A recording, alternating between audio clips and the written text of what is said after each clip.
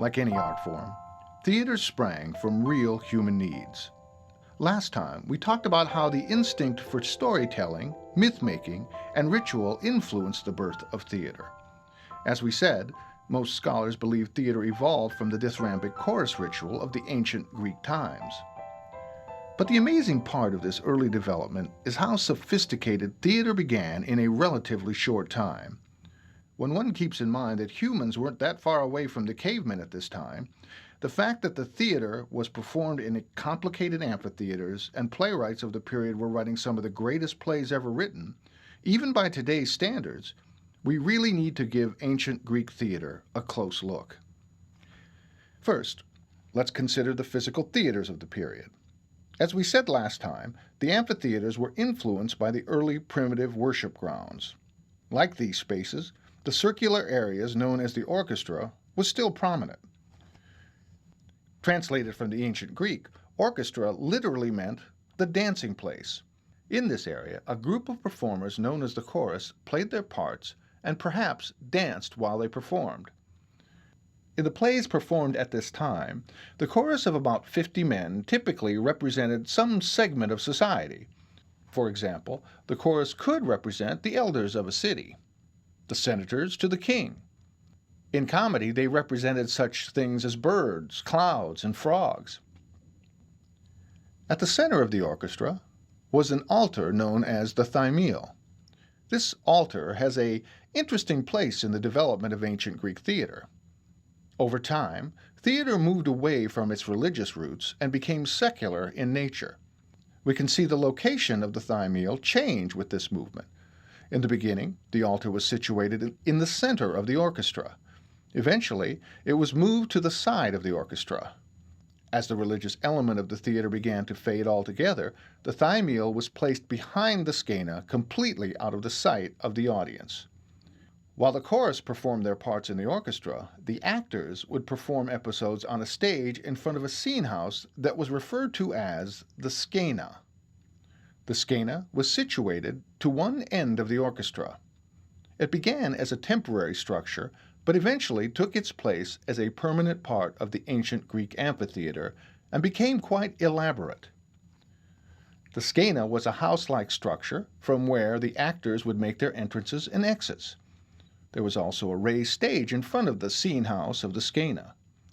The actors would not only perform on the raised stage, but there are also instances where the performances would take place on the roof of the skene.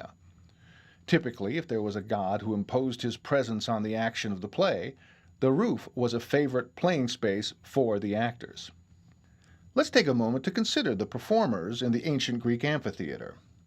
As we mentioned, the Greek tragedies were initially performed with a single actor playing all of the roles in the tragedy. His only dialogue would be with the choral leader, or perhaps members of the chorus. But how could a single actor play several roles in a single tragedy? It was done with one of the most significant theatrical devices of all time, the mask.